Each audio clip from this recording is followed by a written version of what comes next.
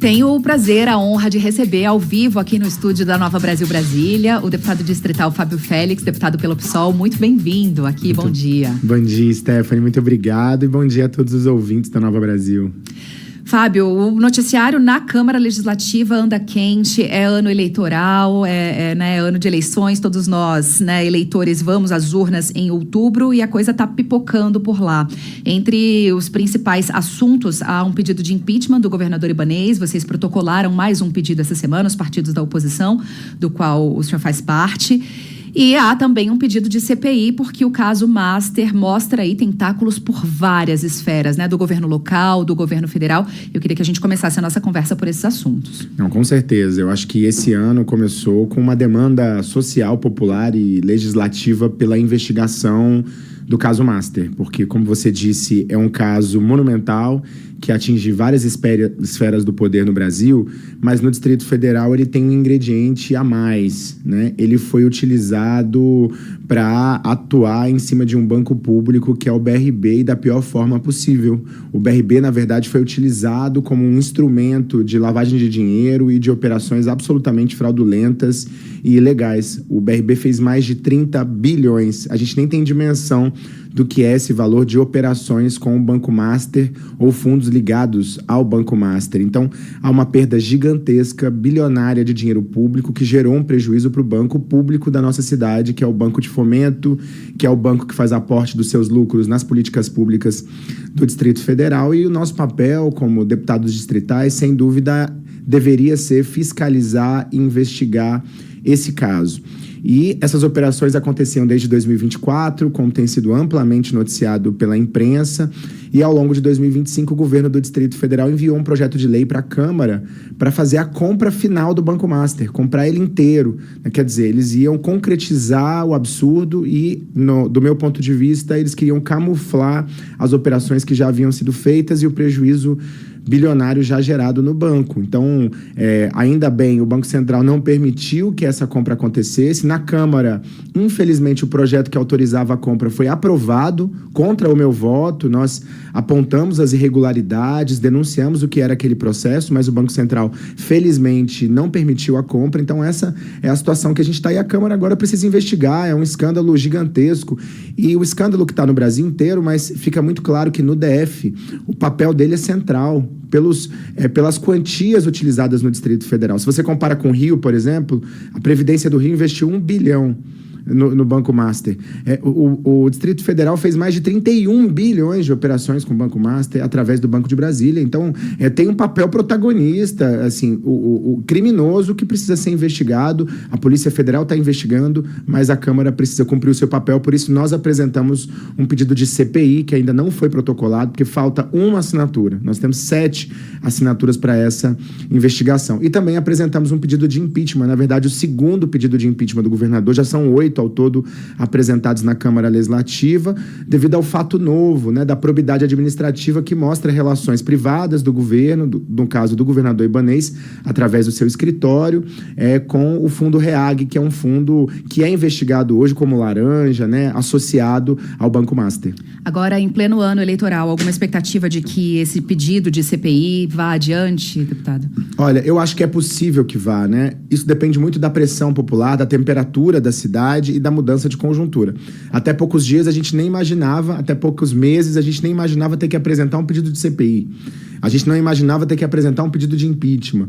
Mas a coisa foi escalando de tal forma que as informações que chegam para nós mostram que a situação é muito grave e que o envolvimento de agentes públicos no Distrito Federal é cada vez mais evidente na forma como as negociações foram feitas, né, na escala das cifras bilionárias que foram gastas nesse processo, nas relações de fundos criminosos com agentes públicos do Distrito Federal, até na esfera privada, né? Então, eu acho que existe um contexto hoje que pode pressionar o Poder Legislativo a fazer uma comissão parlamentar de inquérito, mesmo que seja no ano eleitoral. O que, obviamente, você tem razão, atrapalha, né, a instalação de uma CPI pelo calendário curto. A eleição parece que é longe, mas já é em outubro. Mas a gente hoje cumpre uma função pública de deputado distrital. Para cumprir essa função pública, a gente precisa fiscalizar. E eu acho que a investigação sendo aberta, esse é um instrumento de proteção do BRB, que é um banco público da nossa cidade, um dos últimos 5 bancos públicos estaduais que a gente tem no Brasil.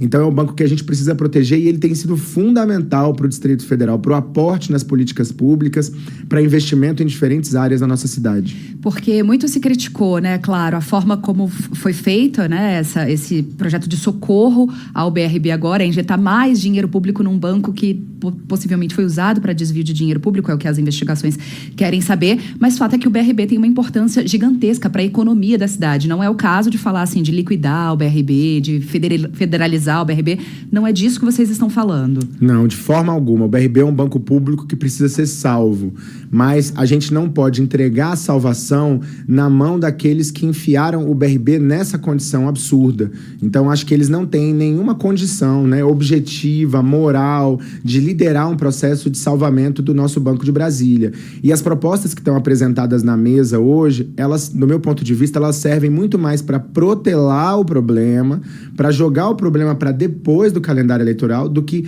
de fato, salvar o BRB, né? A entrega desses terrenos são terrenos valiosíssimos para a cidade. O projeto de lei dá um cheque em branco para o governo, porque eles entregam 9 terrenos, né? Eles analisaram, Stephanie, 146 terrenos antes da escolha desses 9. E o próprio presidente do BRB disse que esse é o filé mignon, que o mercado imobiliário estava de olho nesses terrenos. Um deles é uma área ambiental consolidada, que é a área da Serrinha do Paranoá.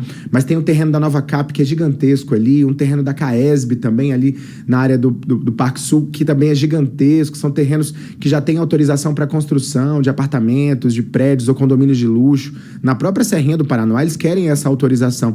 Então tem muita gente de olho nesses terrenos, então tem outros interesses por trás disso, né? Não é essa a melhor estratégia, né? Sucateando mais o patrimônio público da cidade, uma falta de confiabilidade da população que esse instrumento realmente é resolutivo e tem condições de salvar o BRB, e obviamente os agentes públicos não têm condições morais de liderar um processo desse depois de enfiarem o BRB, né, nesse prejuízo bilionário a partir de indícios muito graves de corrupção. Bom, deputado, vamos mudar aqui um pouquinho a pauta. A gente vem falando aí, né, toda essa questão do BRB, Banco Master, mas você bem lembrou da importância da Serrinha. E a gente bate muito aqui, né, na Nova Brasil, na questão, na importância ambiental que Brasília tem, né?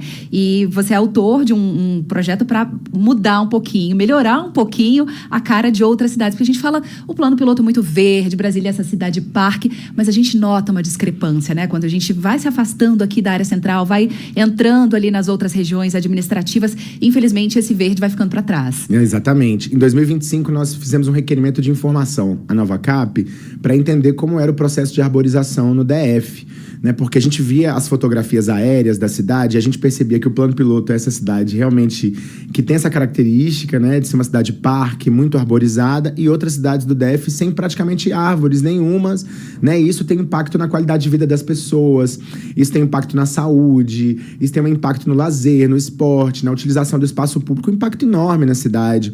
E aí, olhando os dados, a gente se assustou com a diferença de plantação de mudas e de árvores nas cidades. Então, por exemplo, em 10 anos, foram plantadas 100 mil árvores no plano piloto e foram plantadas só 3 mil árvores em São Sebastião, sendo que a área territorial de São Sebastião é muito maior do ponto de vista da área administrativa.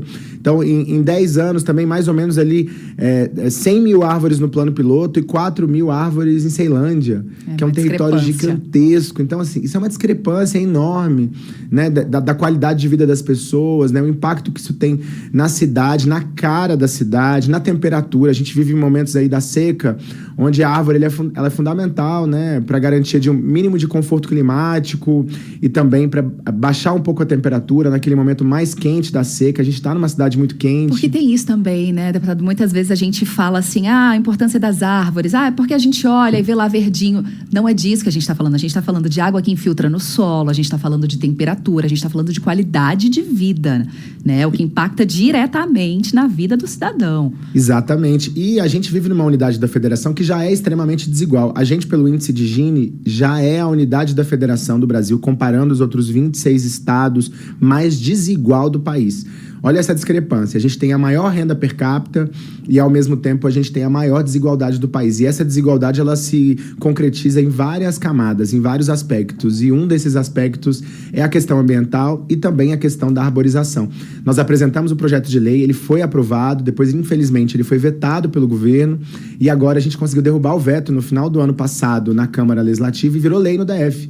E nós estamos cobrando a nova CAP que seja implementado um plano de trabalho de plantação de mudas e árvores com igualdade no Distrito Federal, nos territórios. A população do Paranoá, a população de São Sebastião, de Ceilândia, de Samambaia, do Recanto, de Santa Maria, precisa ter o direito a essas mudas, a essas árvores e a participar como sociedade também desse processo de planejamento do plantio de árvores para que a gente tenha uma cidade mais igualitária do ponto de vista da arborização, do ponto de vista ambiental também, do direito à cidade, porque você ocupa o espaço público. Se é só um descampado com calor, você muitas vezes não ocupa o espaço público, você pode ocupar o espaço público e a arborização também permite isso. Qualidade de vida, saúde e tudo mais. É isso, né? E a gente está falando de temporais que passam aí pelas cidades, né? Essa semana a gente noticiou aqui raio caindo no Lago Paranoá, vendaval que leva embora, né, a marquise de comércio. Então, as árvores, a importância ambiental que tem aqui no Distrito Federal. Deputado, vou agradecer a presença do senhor. Sei que tem muito trabalho pela frente e o espaço está sempre aberto por aqui na Nova Brasil.